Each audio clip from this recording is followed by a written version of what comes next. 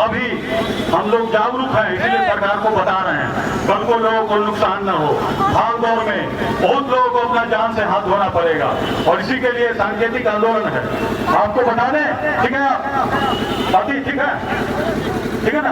तो जो आधार से जमीन को जोड़ने की बात है, तो आपको बता दें कुछ दिन पहले आपसे जबरदस्ती आधार से बैंक खाता को जुड़वाया गया। याद है कि नहीं है? एक बार बोलिएगा जोर से, याद है कि नहीं है? तो जब जमीन से जोड़ा जाएगा तो क्या जिस तरह आपने बैंक खाता से जोड़ा, क्या हमारा पैसा जैसे निकल जाता है, क्या जमीन भी हाथ से निकलेगा? और ये बात मैंने अकेले में नहीं बल्कि बीच सभा में इनायतपुर धमोन में सीओ से पूछा था, पटोरी सीओ से, जहां पर पटोरी सीओ मौजूद थे और पहले के जो डीएसपी है वो भी मौजूद थे। तो सीओ साहब ने कहा कि अगर निकलेगा तो आपको मैसेज आ जाएगा। अब एक बात बताइए, मैसेज आएगा तो आपको कहाँ दौड़ना होगा? कोर्ट दौड़ना पड़ेगा। जबकि कई जगह हमने पढ़ा कि सरकार कहती है कि ये केवल आपको मैसेज की सुविधा देने के लिए आधार जुड़वा रहे हैं। तो आप ये बताइए, मैसेज की सुविधा देना चाहते हैं तो मोबाइल नंबर हमारा ले लीजिए और उसमें हमको मैसेज की सुविधा दे दीजिए। आधार से जुड़वाने का मुख्य वजह यह है कि आने वाले समय में आपका जो जमीन का रजिस्ट्री है सरकार ऑनलाइन करने जा रही है, यानी कि घर बैठे आप जमीन किसी को रजिस्ट्री कर सकते हैं। एक तरफ से देखिएगा तो ये सुविधा है, लेकिन दूसरे तरफ देखिएगा जो अनपढ़ लोग हैं, पढ़े लिखे नहीं हैं या गरीब आदमी है, उससे कोई अंगूठा लगवा लेगा, उसका जमीन निकल जाएगा। तो इसीलिए हमने इसमें मांग किया है कि इसको ठीक होना चाहिए, क्योंकि कोर्ट के आदेश के खिलाफ है। लोग आधार को एक आईडी प्रूफ के रूप में यूज करते हैं, उसके जगह हम वोटर आईडी डालते हैं वो बेहतर होगा। यही नहीं बल्कि आपको बता दें, अभी जो सर्वे होने जाने वाला है, अभी हो सकता है हमारे में से बहुत सारे साथी पटोरी ब्लॉक से हो, कोई मोहती नगर से हो, कोई मोहनपुर से हो। अब ये देखिए, तीनों जगह का एक ही सर्वे के आधार से सर्वे होना चाहिए ना, जबकि ऐसा नहीं है। आपको बता दें, पटोरी में जो सर्वे करने जा रहे हैं वो पुराना कैडेस्ट्रल सर्वे जो कि आजादी के पहले था उसके आधार से कर रहे हैं, और मोहनपुर में देखिएगा तो रिविजनल सर्वे के आधार पे और मोहती नगर पे दोनों के आधार पे। जबकि रिविजनल सर्वे जो कि 1960 में हुआ उसके बारे में सरकार ने आरटीआई में जवाब दिया है कि इसके मान्यता से संबंधित कोई गजट नोटिफिकेशन प्रकाशित नहीं किया गया। कहने का मतलब इसका कोई वैल्यू ही नहीं है। तो जब वैल्यू ही नहीं है तो पीछे अगर आप चेक कीजिएगा, पता कीजिएगा, तो आपको पता ये चलेगा कि बहुत सारे सीओ आए और उन्होंने क्या किया, पुराना जो कैडेस्ट्रल सर्वे है उसके आधार पे दाखिल खारिज किया, उसके आधार पे खरीद बिक्री हुआ, और कई ऐसे भी आए जो कि नए सर्वे के आधार पे कर दिया है।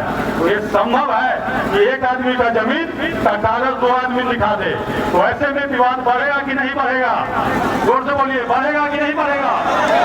तो कम से कम जो सरकार के पास रिकॉर्ड है, जो जिस सर्वे का मान्यता नहीं है उस सर्वे से संबंधित जो भी रिकॉर्ड है उसको सरकार को रद्द करना चाहिए।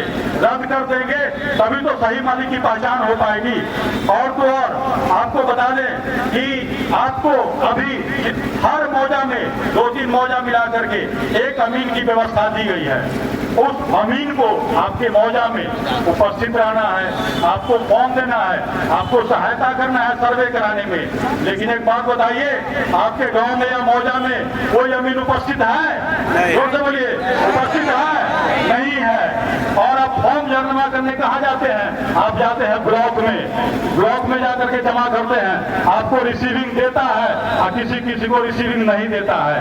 और तो हद की बात यह है कि रजिस्टर पे उसका कोई मेंटेन नहीं होता है। कहने का मतलब 1 नंबर इन्होंने इसका रिसीव किया, 2 नंबर इनका रिसीव किया, और आपके एप्लीकेशन फी पे भी एक नंबर मिलना चाहिए, वो नहीं दिया जा रहा है। इसको भी हम मांग रहे हैं। आपको बता दें कि अभी कुछ दिन पहले हमें जानकारी मिली कि 20 सितंबर 2024 के बाद बहुत सारे रैयत यानी कि जमीन के मालिक सर्वे के लिए फॉर्म जमा करने अंचल कार्यालय गए, उनको लौटा दिया गया। उनको कहा गया कि डेट समाप्त हो गया है। जबकि इसके बारे में उसके अधिकारी को हमने कहा तो उसने कहा कि 30 सितंबर तक डेट बढ़ा दिया गया है। तो हमने पूछा कि उसको लोग को लौटा क्यों रहे हो भाई? तो उसने कहा कि सर हमारा अभी बदली होवे किया है, 1-2 दिन में पटोरी पहुंचेंगे, इसको हम देखेंगे। तो कहने का मतलब काफी लोग परेशान होकर के लौट गए, जबकि नियमतः इसका प्रचार प्रसार होना चाहिए, होल्डिंग लगाना चाहिए, पोस्टर होना चाहिए, माइकिंग होना चाहिए, जबकि इसके लिए सरकार ने पैसा अलॉट कर रखा है। और जब उस अधिकारी को कहा ये सब क्यों नहीं करवा रहे हैं, तो उन्होंने कहा कि मुखिया जी को हमने कह दिया है।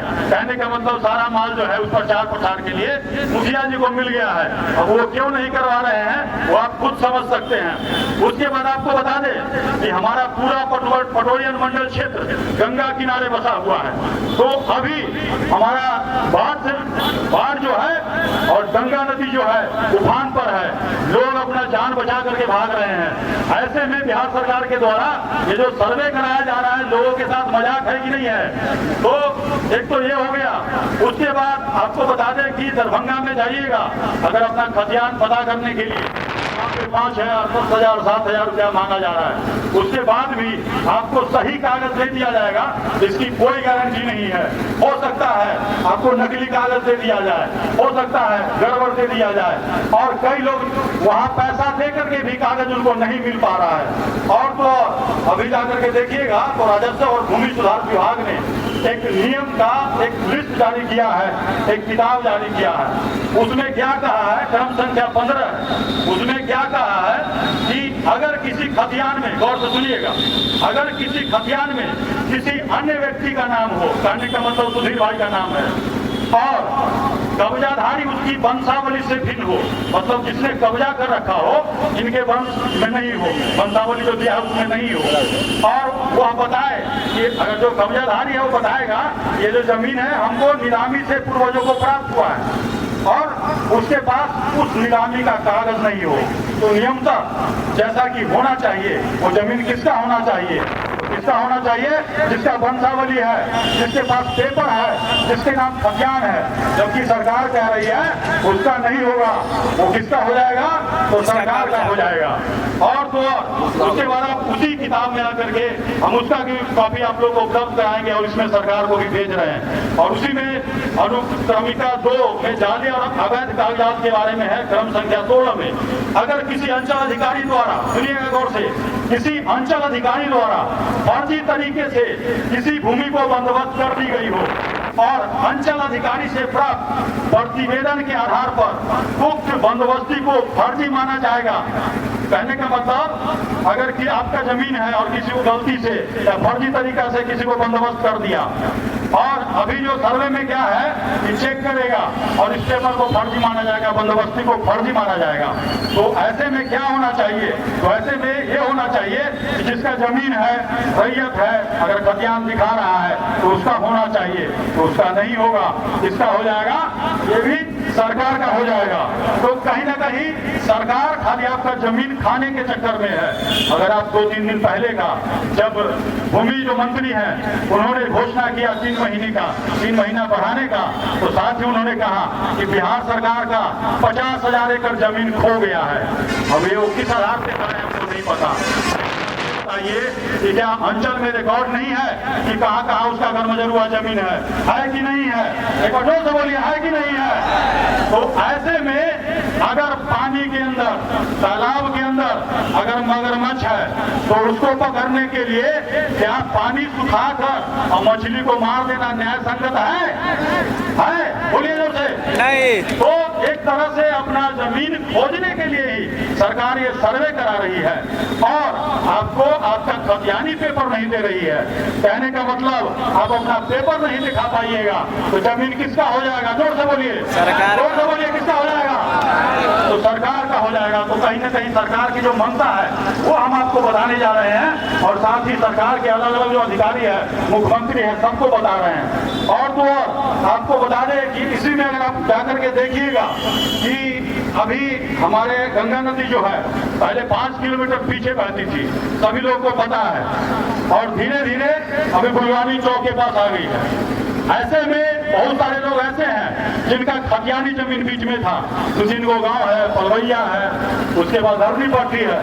तो इसके बारे में क्या कर रहे हैं वो बता देते हैं आपको। इसके बारे में यही कह रहे हैं कि मान लीजिए 5 किलोमीटर पहले जो नदी बह रही थी, तो होता क्या है, इन्होंने नियम बना रखा है कि पानी जहां से बहेगा, नदी नाला जो भी है बहेगा, भले ही आपका खतियानी जमीन क्यों ना हो, उसको सरकारी माना जाएगा।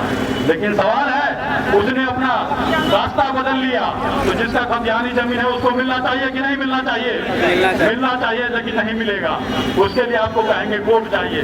तो इसका भी हमने इसमें विरोध किया है और इसको नियम बदलने की मांग की है। आपको बता दें कि अभी जो हम लोग आंदोलन कर रहे हैं उसमें हमने जो मांग रखी है उसके बारे में बता दूं। जो मुख्य रूप से हमने अभी आपको बताया, इसी सब का हमारा विरोध है। सबसे पहले बिहार सरकार आपके जमीन से संबंधित जो रिकॉर्ड है उसको सुधार करे। सुधार करेगा तभी तो पता चलेगा ये सही मालिक कौन है जमीन का। अब एक बात आपको सिंपल तरीका से बताते हैं, आपके पास आधार कार्ड होगा। अब आपका आधार कार्ड है, उसका फोटोकॉपी करा लेंगे या फोटोशॉप करा लेंगे, अपना मूड़ी लगा लेंगे और कहीं पे पेश करेंगे। तो सरकार अगर चेक करेगी, कोई शिकायत होगा तो सरकार क्या करेगी, अपने रिकॉर्ड में देखेगी और रिकॉर्ड में देख करके बता देगी कि कौन असली है और कौन नकली है। उसी तरह सरकार का जो जमीन है, खतियान जो उसके पास है, वो अगर अपडेट होगा, उसका डाटा होगा, तो अगर 5 आदमी क्लेम करे किसी जमीन पर या 10 आदमी क्लेम करे, सरकार का जो अधिकारी है उसको तो पता चल जाएगा। अब भले ही नहीं पता चले, आप उसको दिखाइएगा ना, आपके पास एक प्रूफ रहेगा। ऐसे में सरकार के द्वारा आपको खतियान ही नहीं दिया जा रहा।